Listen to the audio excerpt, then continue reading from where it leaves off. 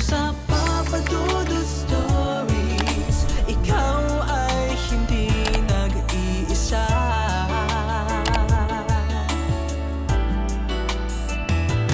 Dito sa Papa Dudut Stories, may nagmamahal sa'yo.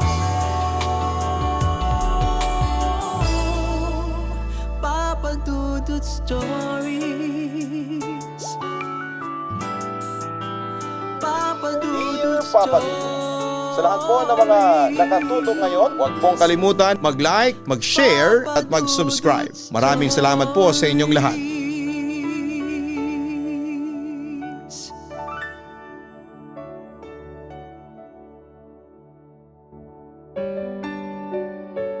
Walang pinipiling kasarian, edad, estado ng pamumuhay ang pag-ibig. Malakas ka man o mahina, may kapansanan ka man o wala. Maging sino ka man ay wala tayong takas kapag pinana na ni Cupido ang ating mga puso.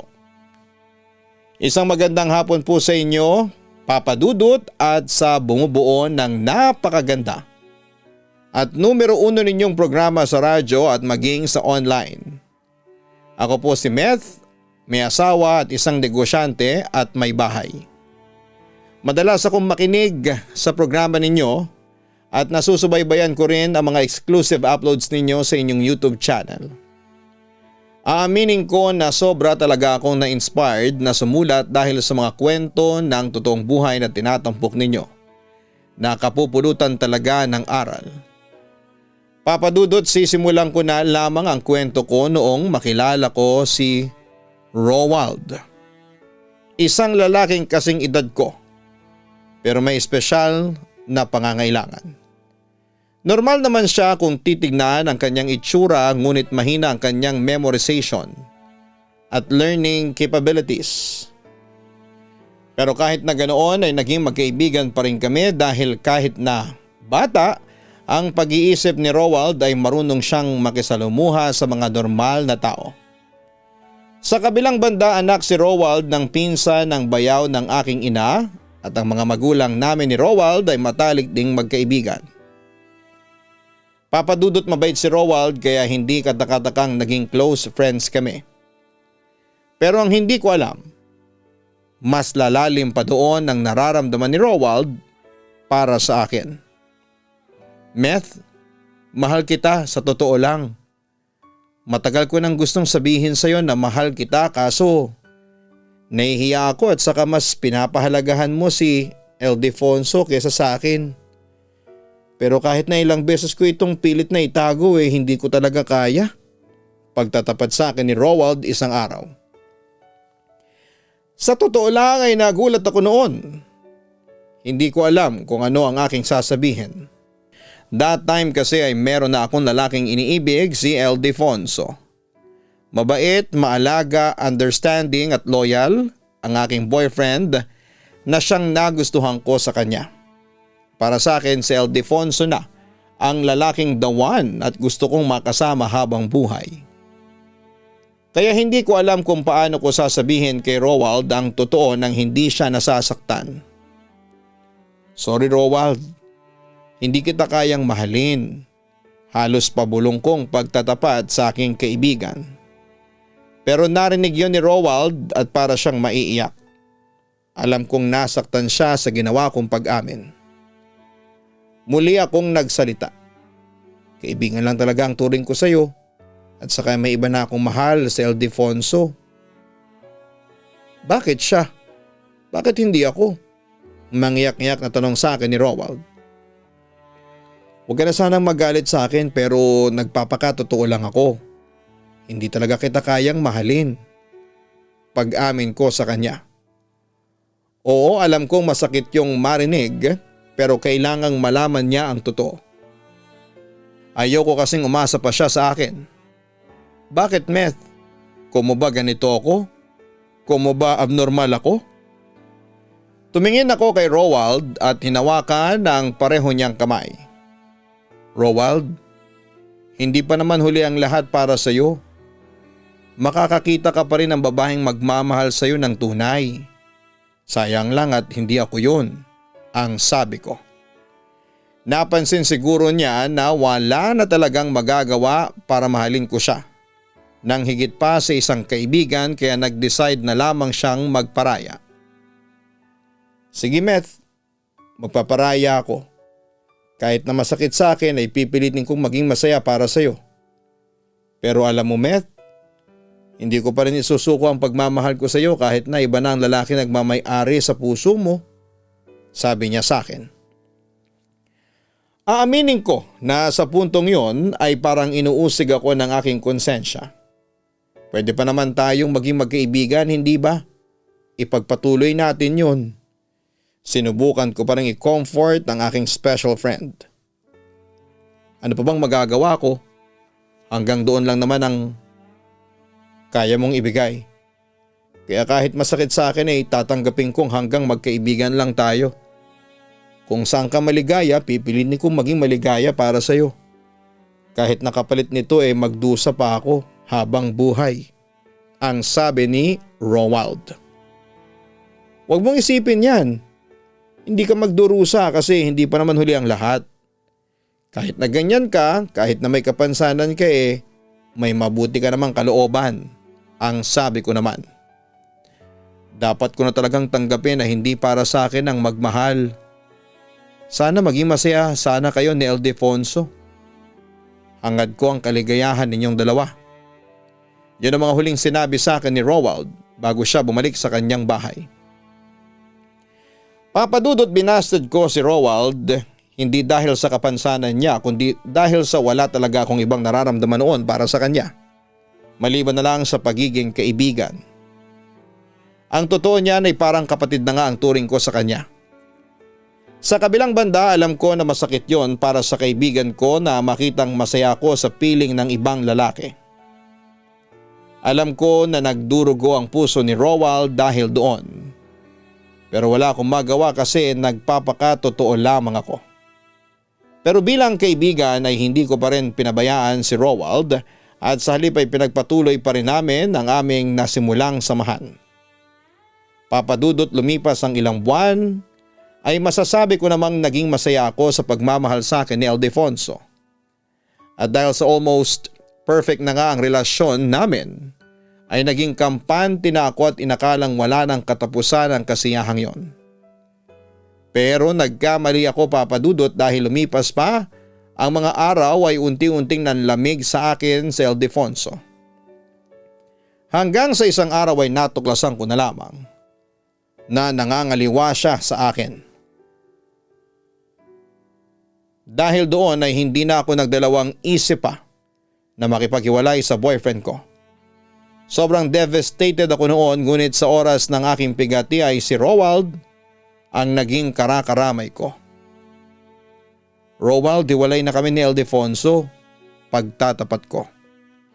Nakakalungkot naman, ang sabi niya sa akin. Nakikisimpatya siya sa aking masalimuot na karanasan sa pag-ibig. Minahal ko naman siya. Naging tapat naman ako sa kanya.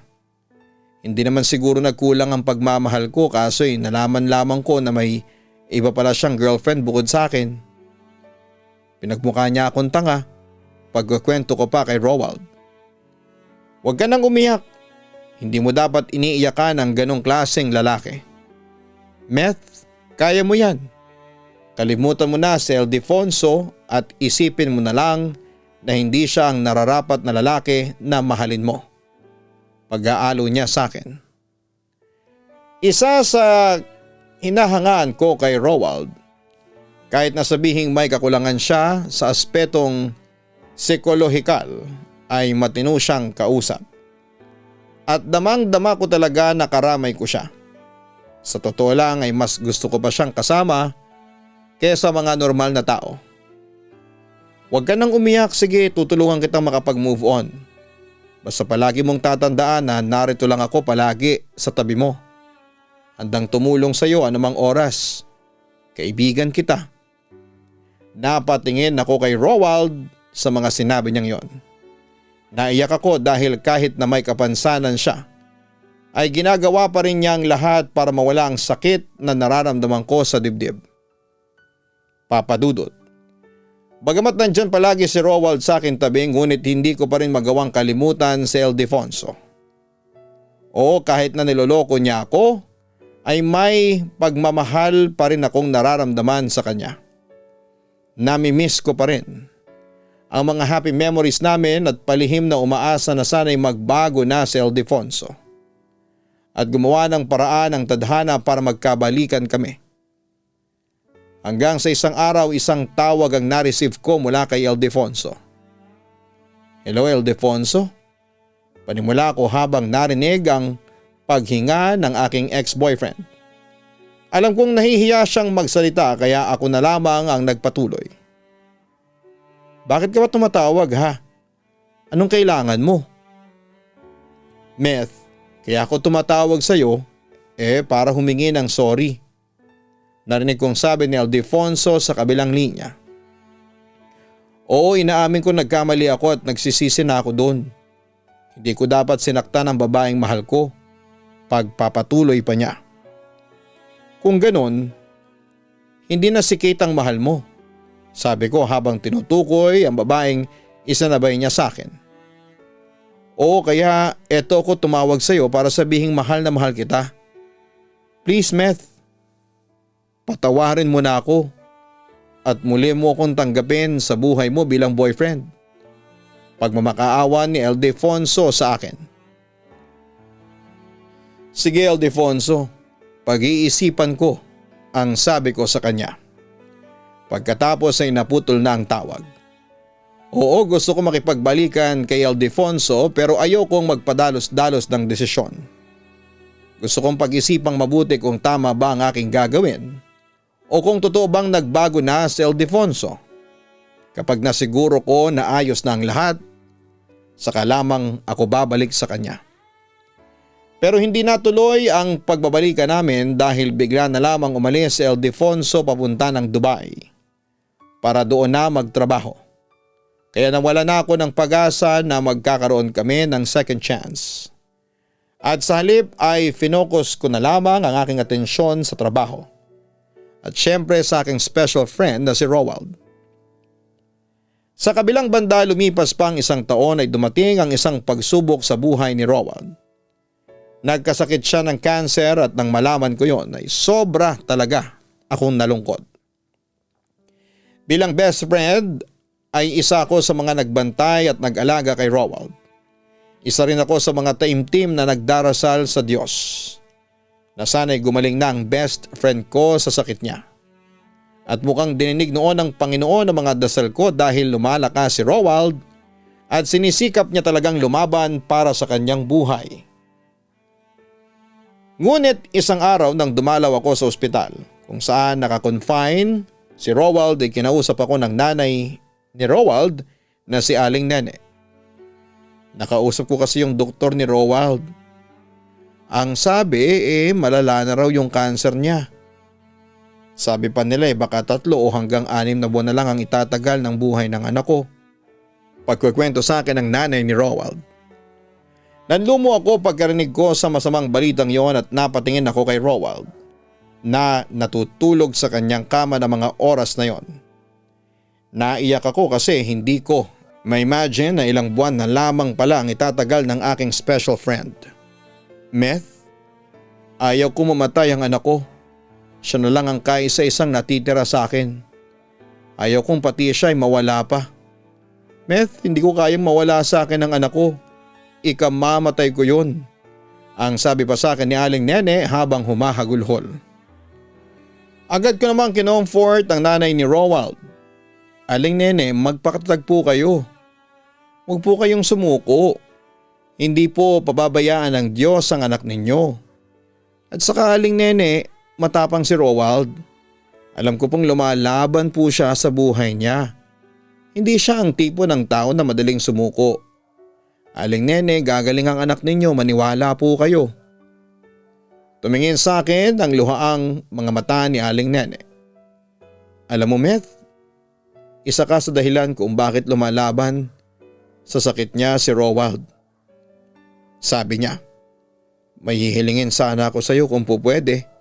Pakiusap pa niya sa akin. Ano po bang may tutulong ko? Tanong ko sa kanya. Mahal na mahal ka ng anak ko ng higit pa sa kaibigan. Ikaw ang dahilan kaya pinipilit niyang mabuhay. At bilang ina niya ay handa ko namang gawin ang lahat para mabuhay lang ang anak ko ng masaya. Ang sabi ni Aling Nene bago huminga ng malalim. Meth, papakiusapan sana kita. Alam kong malabong mahalin mo ang isang tulad niya na hindi normal ang pag-iisip pero hihilingin ko sana sa iyo. Nasubukan mong mahalin ang anak ko. Kahit na magpanggap ka lang iayos lang. Meth, pakiusap. Ipakita mo sa kanya na mahal mo siya para lumakas ang loob ni Rowald. Papadudot labis akong naawa sa nanay ni Rowald. Pero mukhang imposible ang gusto niyang hilingin sa akin. Oo, mahal ko si Rowald pero bilang kaibigan lamang. At kahit na palabas lang ang gagawin ko ay ayoko pa rin. Dahil hindi ko maaatim na paglaruan ang feelings ng aking special friend. Aling Nene, parang mahirap po yatang gawin yung pinapagawa ninyo. Ayoko pong paasahin si Rowald. Opo, gusto kong humaba pa ang buhay niya. Pero ayoko pong paglaruan ang kanyang nararamdaman. Pagtatapat ko sa nanay ni Rowald. Pagkatapos noon ay nag-isip-isip pa rin ako. Baka naman may posibilidad na mahalin ko si Rowald bilang kasintahan. Naisip ko na baka tama si Aling Nene, baka lalong magpursige si Rowald na lumaban para sa kanyang buhay. Papadudot si Rowald na lang ang kaysa isang taong pinagkakatiwalaan ko. At alam kong nagmamahal sa akin ng tapat. Kapag nawala siya ay parang mawawala na rin ang pag-asa ko sa mundo. Kaya makalipas ang ilang araw, ng pagninilay-nilay ay isang desisyon ang ginawa ko. Meth, buti at dumating ka.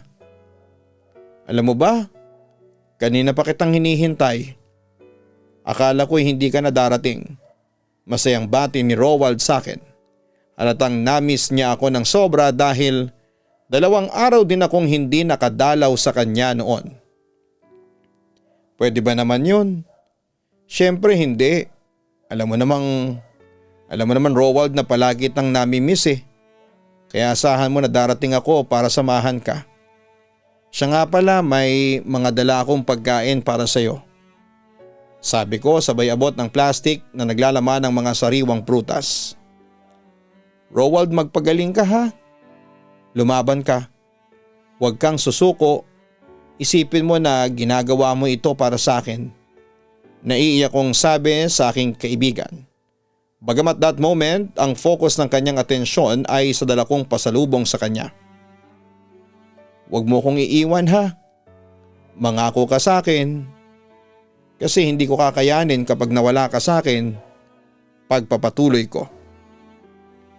Sa pagkakataong yon ay bumaling na si Rowald sa akin. Pangako, hindi kita iiwan. Sincero niyang sabi sa akin. Talaga? Oo, Meth. Ayoko kasing makitang nasasaktan ang mahal ko, sagot niya sa akin.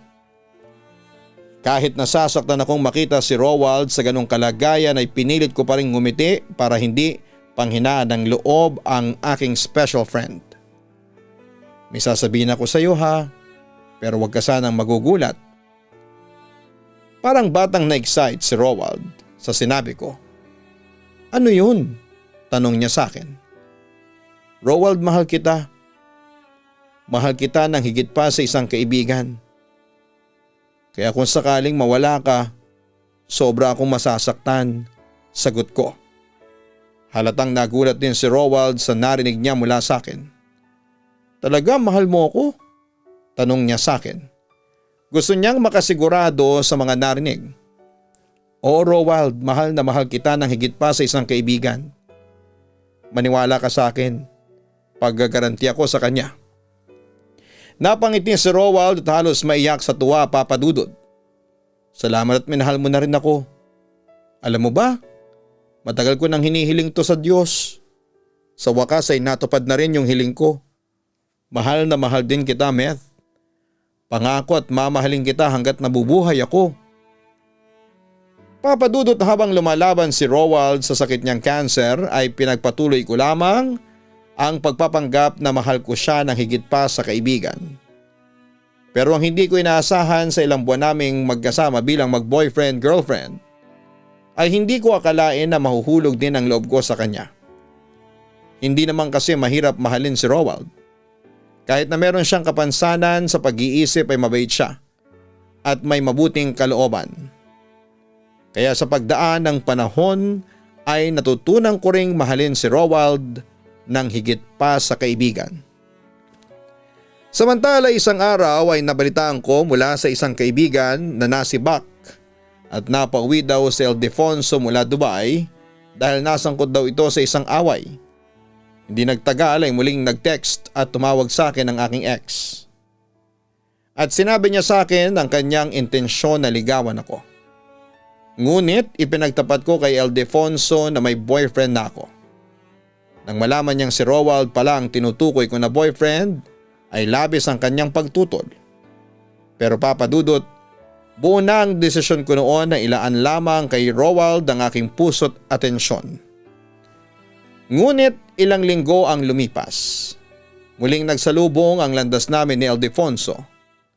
At doon ay muli siyang nangulit at nakipagbalikan sa akin. Tulad na lamang isang araw kung saan isang pangyayari ang hindi ko inaasahang magaganap. Meth, tawag ni Ildefonso sa akin sabay hawak sa aking braso para pigilan akong umalis. Tigilan mo na nga ako. Ilang beses ko nang sasabihin sa'yo. 10, 20, ano? Nairot akong reklamo sa aking ex. Hindi ako titigil hanggat hindi ka bumabalik sa akin, ang sabi ni Ildefonso sa akin. Pero kung dati Papa Dudut ay hinahangad kong magkabalikan kami ni Ildefonso, this time ay hindi na dahil may iba na akong mahal. Oh come on Ildefonso, 1 taon nang lumipas simula nang mag-break tayo. Hindi ka pa rin ba nakaka-get over doon? At saka may iba na akong mahal. Sino, yung abnoy na si Roald? Pangiinsulto ng ex ko sa lalaking mahal ko. Huwag kang magsalita ng ganyan kay Roald. Bakit Ildefonso? Anong masama kung mahalin ko siya? Wala. Besides na ganon si Roald, sensitive siya sa mga nararamdaman ko. Kahit kailan ay hindi siya nanakit at nanloko ng kapwa hindi tulad mo. Pagtatanggol ko kay Roald. Tama na ang kalokohang ito, Meth. Bulalas ni Ildefonso sa akin. Hindi yon kalokohan, Ildefonso. Nagmamatigas kong sabi. Pasensya ka na Ildefonso pero tapos na talaga ang kahibangan ko sa iyo. Dagdag ko sabay talikod at lumakad palayo sa ex ko. Papa Dudut, akala ko ay doon na magtatapos ang panggugulo ni Ildefonso sa akin. Nagkakamali ako dahil hindi ako tinigilan ng ex ko na hindi pa rin makaget over sa aming nakaraan. Ginawa niyang lahat ng klase ng panggugulo at pagbabanta pero hindi yon umubra sa akin. Hanggang isang gabi, isang pangyayari ang hindi ko inaasahang magaganap. Masayang magkasama kami ni Roald habang nakatambay sa tapat ng kariton na nagtitinda ng fishball nang biglang lumapit sa amin si Ildefonso na halatang nakainom ng marami. Meth, tawag sa akin ni Ildefonso. Kasama mo palang abnoy na yan?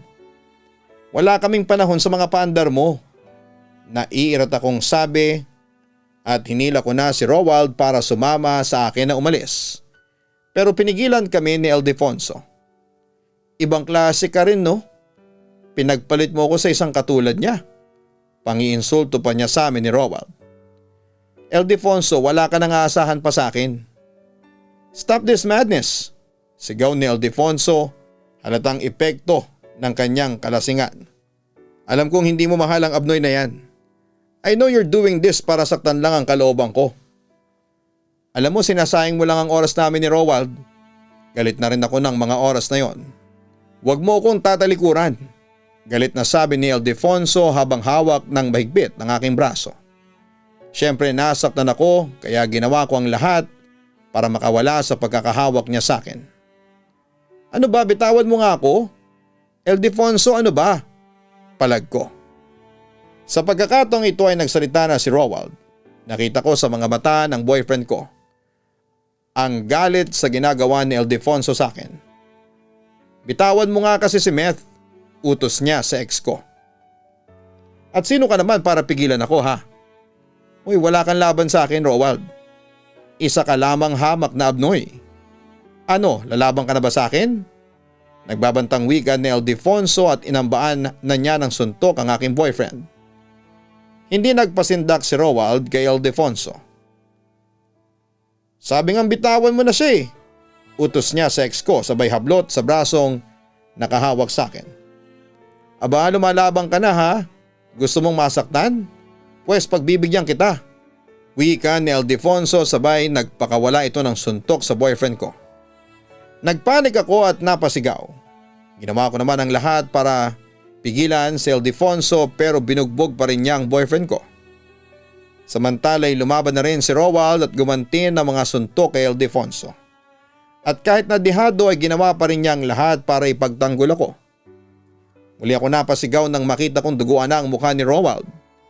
Inarang ko na ang aking katawan at natanggap ko ang ilang masasakit na bigwas ni Ildefonso. Buti na lamang at tumawag ng mga tanod yung tindero ng fishball at agad silang rumescue sa amin. Pero habang dinadala si Ildefonso ng mga tanod sa kanilang barangay mobile, ay nagpahabol pa ito ng insulto sa aming dalawa ni Roald. Meth, nakakasuka ka. Pumatol ka sa isang abnoy. Magsama kayong dalawa. Mas mabuti nang pumatol ako sa abnoy kesa sa katulad mong walang puso. Wala akong mararating kapag ikaw ang minahal ko. Ganti ko naman kay Ildefonso. Papadudot kinalimutan at tinanggal ko na ng tuluyan sa aking sistema si Ildefonso. At pagkatapos namin siyang sampahan ng kaso ni Roald ay hindi na siya nagparamdam pa sa amin. Samantala isang gabi ay muli kong dinalaw si Roald sa ospital dahil nabalitaan ko mula kay Aling Nene na muli na naman itong nanghina. Pagdating ko doon ay nadatnang kong nakaupo sa wheelchair si Roald nakatalikod sa pinto. Kaya dahan-dahan akong lumapit. Hindi naman niya ako napansin dahil nasa picture puzzle ang kanyang atensyon. Roald, ayos na ba ang pakiramdam mo? Oo naman. Nakakatayo at nakakalakad pa ako ng mag-isa kaya ayos pa ako. Sagot niya sa akin. Habang nakapukaw pa rin sa kanyang sinosolve na picture puzzle. Napangiti na lamang ako. Maiksi kasi ang kanyang attention span kaya hindi ko na lamang siya inistorbo dahil ayoko masayang ang ginagawa niya. Pero nung palis na ako ay bigla ulit siyang nagsalita. Meth, masaya ako ngayon. Alam mo ba kung bakit? Tanong niya sa akin habang nakatutok pa rin sa kanyang ginagawa.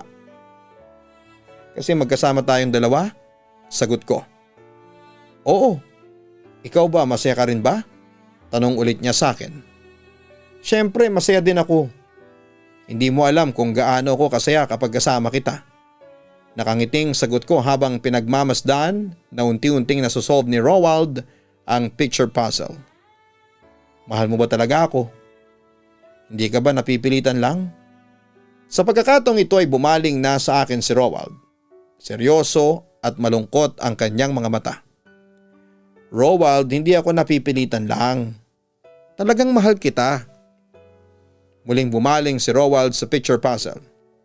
Parang walang narinig. Tapos ay matagal naghari ang katahimikan sa aming dalawa bago muli siyang nagsalita. Alam ko na ang totoo, Meth. Pinagtapat sa akin ni Mama ang totoo. Na pinakiusapan ka lang niya na magpanggap na mahalin ako. Pagtatapat ni Roald sa akin, wala na yata siyang balak na lumingon at tumingin sa akin. Nakaramdam naman ako ng kaunting guilt. Oo, pinakiusapan nga ako ng mama mo na magpanggap na in love ako sa iyo. Pero Roald, alam mo ba? Pumayag ako sa gusto ng mama mo kasi mahal din kita. Sagot ko. Hindi ako naniniwala. Malungkot at halos pabulong na sabi ni Roald sa akin. Sa kabila ba ng pagmamahal ko sa iyo pag-iisipan mo lang ako ng ganito? Seryosong tanong ko sa kanya. Sa totoo lang, papadudot na sasaktan ako ng mga oras na yon. Alam nating lahat na hindi mamahalin ng isang normal na babae ang isang katulad ko na may kapansanan. Meth, kung gusto mong makipaghiwalay na sa akin, bahala ka. Walang kaso yun sa akin ha. Patuloy pa rin sa pagsosolve ng puzzle si Roald, pero alam kong naiiyak na siya ng mga oras na yon. Sa pagkakataong ito ay lumapit na ako at niyakap ko na ang aking boyfriend. Roald, mahal kita at handa kong patunayan yon sa iyo. Hindi kita hihiwalayan. Walang pumipilit sa akin na mahalin ka. Ako mismo ang may gusto nito at masaya ako sa ginagawa ko. Naiiyak na sabi ko. Hindi nagtagal ay umiyak na si Roald habang nakayakap sa akin. Beth, narinig ko ang usapan ni na mama at ng doktor. Baka 2 linggo na lang daw akong mabubuhay. Kwento sa akin ng aking boyfriend. Huwag kang panghinaan ng loob, ang sabi ko. Sinusubukan kong palakasin ulit ang kanyang loob. Hahaba pa ang buhay mo, magtiwala lang tayo sa Diyos. Ayokong mamatay. Natatakot ako. Sa pagkakataong ito ay humagulhol na siya. Agad ko naman siyang hinagod, pero that time Papa Dudut ay kinakabahan na rin ako. Pinanghihinaan na ng loob kaya pagkatapos noon ay agad akong tumungo sa chapel malapit sa ospital. At doon ay nagdasal ng taimtim. Hiniling ko na sana ipahabain pa ng Diyos ang pagsasama naming dalawa ni Roald. Lumipas pa ang mga araw at patuloy sa paglala ang sakit ni Roald at halos manlumo ako. Sa tuwing nasasaksihan ko ang pagsigaw niya nang dahil sa sobrang kirot. Awang-awa ako, Papa Dudut, parang tinutusok ng kutsilyo ang aking puso sa tuwing nakikita ko si Roald na nakaratay sa kanyang kama. Halos wala ng pag-asang gumaling. Dahil dito ay hinanda ko na ang aking sarili sa posibleng mangyari. Samantala isang araw ay masaya kaming nanood ng isang romantic movie sa aking laptop tapos ang eksena noon ay kinakasal na ang bidang babae at lalaki. Napansin ni Roald na kilig ako kaya nagsalita siya sa akin. Wish ko na sana'y maikasal tayong dalawa bago ako mamatay. Nahinto ako sa panonood at napabaling sa aking boyfriend. Wish ko lang naman yun. Okay lang sa akin kahit na hindi mangyari yon. Itinabi ko ang laptop na hawak at sa halip ay hinawakan ko ang kanang kamay ni Roald. Walang problema sa akin. Handa akong tuparin ang wish mo. At yun nga, Papa Dudut, pagkatapos noon ay sinabi ko sa nanay ni Roald ang aming plano at agad naman siyang pumayag. Kahit simpleng kasalan lang ay okay na sa amin ni Roald. Agad na kinontak ni Aling Nene ang kilala niyang pare na magkakasal sa amin ang anak niya. Ako naman ay naghanda sa dadamitin namin. Bumili ako ng simpleng white gown para maging wedding dress at white barong naman kay Roald. Tinawagan ko rin ang mga close friends namin ni Roald para maging sponsors at witnesses sa kasal. At dahil sa hindi nakakalabas ng ospital ang aking boyfriend, ay napagdesisyon na naming doon na lang din mismo ganapin ang kasal. At dumating rin ang araw na pinakahihintay namin ni Roald. Ang araw mismo ng kasal. Bagamat sa loob ng ospital yon ginanap, dahil naka-life support na si Roald ay naging masaya pa rin kami ng aking fiancé. I've called you my boyfriend, my partner, my significant other and my fiancé. Now I vow to love you forever as I get to call you my husband. I standing here in front of you and the people that we both love so dearly promise to always love you. Hear that I will always love you. To me, your love is like water. It is shapeless and it is formless, but it is also peaceful, yet so strong. You cannot live without water, and I cannot live without you. You, my darling, are my heart. I promise to support you through thick and thin. I cannot wait to walk back down that aisle so that I can start the rest of my life with you by my side. Ito ang naging wedding vow kay Roald. Papa Dudut, halos maiyak ako habang binabanggit ko yan sa kanya. Pero pagkatapos noon ay nakita ko ang kislap sa mga mata ni Roald kahit na nanghihina na ang buo niyang katawan. Hindi nagtagal ang aking fiancé naman ang nagbigkas ng kanyang wedding vow. Dahil mahina ang kanyang memorya, para magkabisado ay binasa na lamang niya ang mga yon sa ibinigay na papel sa kanya ng pare.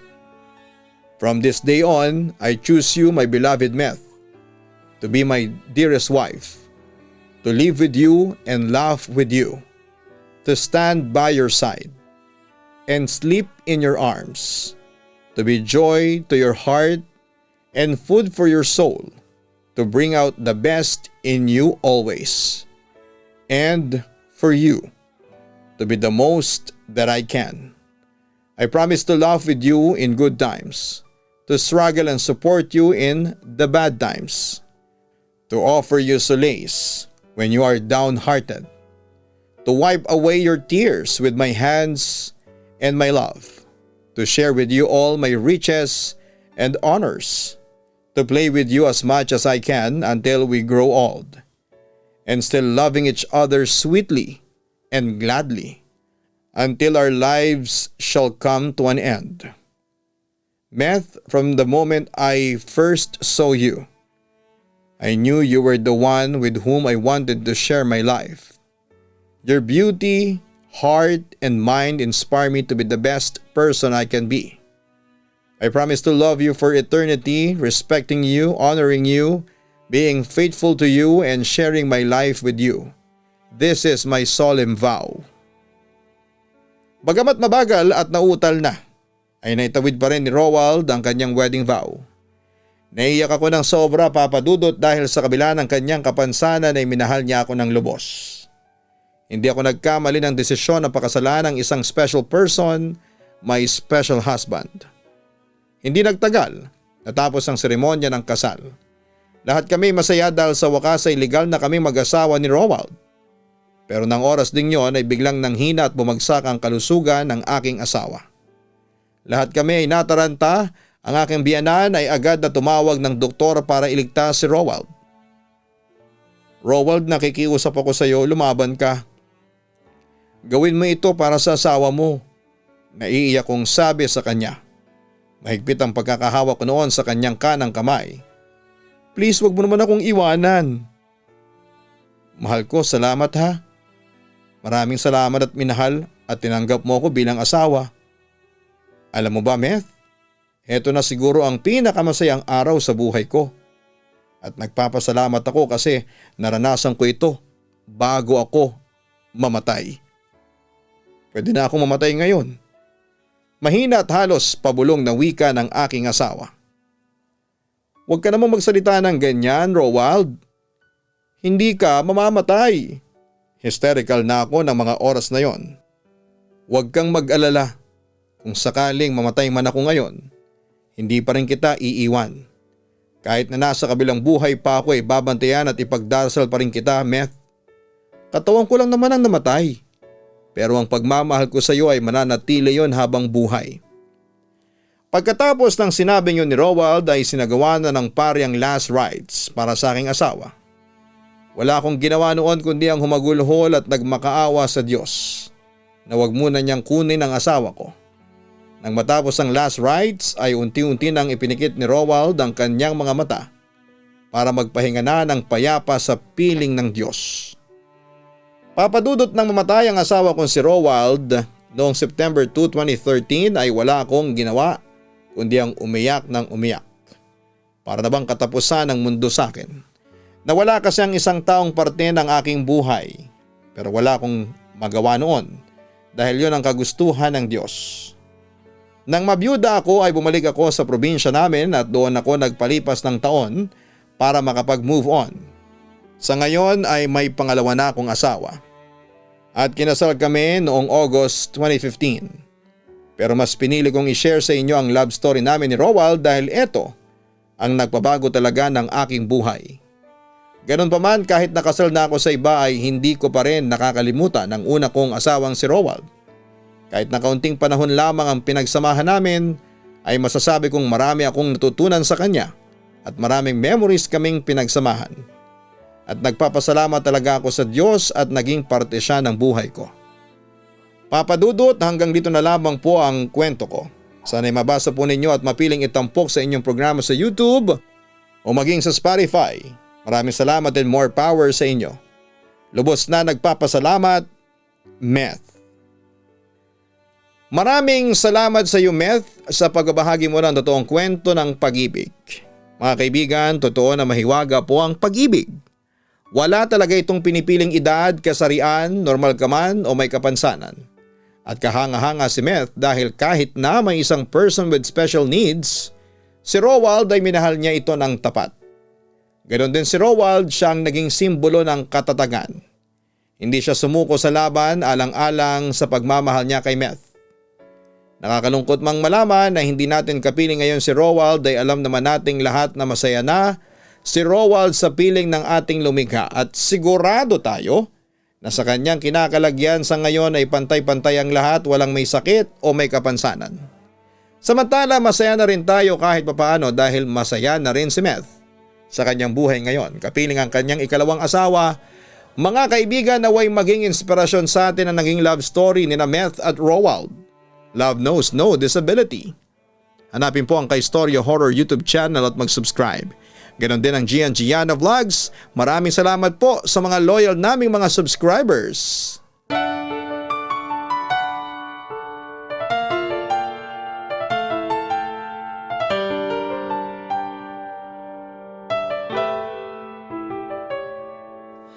Ang buhay ay mahiwaga, laging may lungkot at saya. Sa Papa Dudut Stories, laging may karamay ka.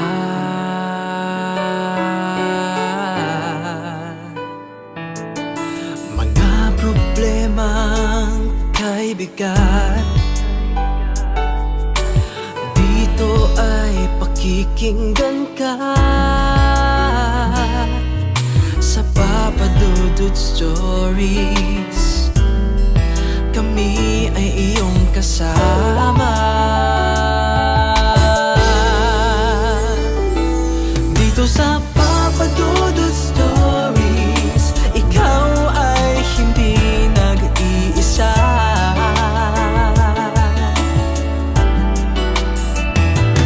Dito sa Papa Dudut Stories, may nagmamahal sa'yo.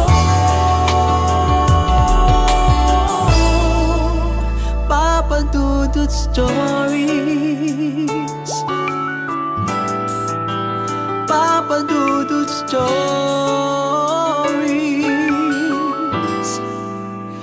Papa Dudut Stories.